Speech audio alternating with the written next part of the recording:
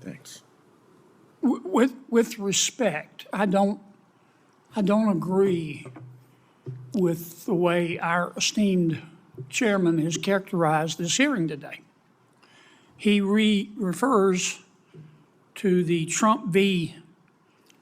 U.S. opinion, a 6-3 opinion, by the way, of the United States Supreme Court, as, quote, when the president does it, that means it's not illegal, end quote. I do not believe that that is a fair reading of the opinion. And frankly, I don't understand how anyone who's read the opinion, which I reread this weekend, it's only about 90 or so pages, could reach that conclusion. I know many people look at this opinion, and it is their right. This is America. We can believe what we want. I know many people look at this opinion through the lens of former President Trump and whether they like him or dislike him.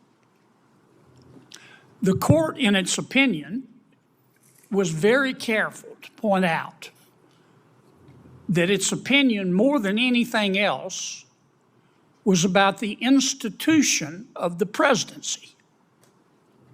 The institution of the presidency. The opinion is not just about the litigants in front of the court. It's about future presidents and future Americas. That's point one. Point two. It is inaccurate to say, under Trump v. U.S., that a president of the United States has absolute immunity to do anything that he or she wants. That's just not accurate. For example, the court is very clear in saying that a president does not have criminal immunity, including but not limited to a former president, for unofficial private acts. That's clear. I don't see how anybody can argue with that. Number two, the court does say that a president, whoever that president might be, does have absolute immunity for acts performed pursuant to his or her core responsibilities.